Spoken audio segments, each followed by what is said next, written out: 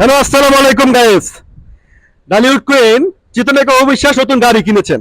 তিনি হ্যাভেলসের নতুন একটা মডেলের গাড়ি কিনেছেন, যে গাড়িটার মার্কেট মূল্য হচ্ছে 45 লাখ টাকা।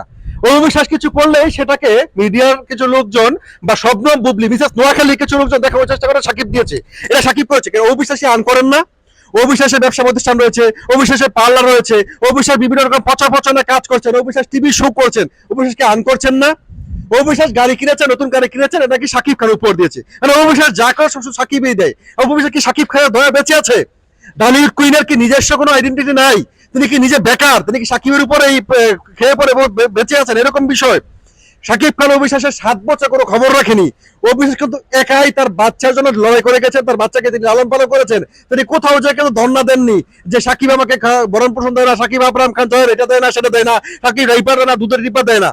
সে অবিশ্বাস 17টা গাড়ি কিনেছেন, সেই গাড়িটাকে ইচ্ছে করে দেখানোর চেষ্টা করা হয়েছে যে অবিশ্বাসের এই গাড়িটা সাকিব খান কিনে দিয়েছে বা সাকিব খানের পক্ষ থেকে এটা পেয়েছেন। কিন্তু অবিশ্বাস কিন্তু আমার চুপ থাকেনি, তিনি বলেছেন সবকিছু কেন ইচ্ছাকৃত হবে সাকিবের নাম জড়িয়ে দেওয়া হয়।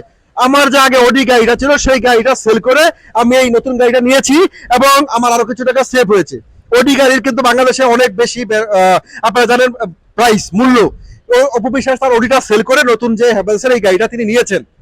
কিন্তু বুবলির কিছু ভক্ত, মিসেস নোয়াখালী কিছু ভক্ত ইচ্ছাপরিত ভাবে এটাকে সাকিব খানের উপরে দিয়ে দেয়। সাকিব খান অভিষেককে নতুন গাড়ি কিনে দিয়েছে, সাকিব খান অভিষেককে নতুন ফ্ল্যাট দিয়েছে।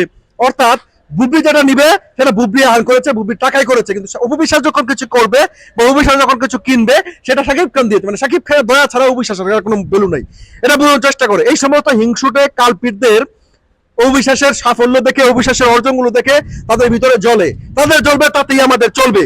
তো আপনাদের ভুল ভ্রান্তিটা থেকে বের করার জন্য এটা বললাম যে অবিশ্বাসের নতুন যে গাড়িটা তিনি নিয়েছেন, সেই গাড়িটা হ্যাভেলসের যে নতুন আধুনিক মডেলের 45 লক্ষ টাকাতে যে গাড়িটা কিনেছেন, সেই গাড়িটা অবিশ্বাসকে সাকিব খান দেয়নি। অবিশ্বাস নিজের টাকায় তিনি তার পুরাতন গাড়িটা বিক্রি করে সেই টাকা দিয়ে নতুন গাড়িটা কিনেছেন। ভালো থাকবেন সবাই।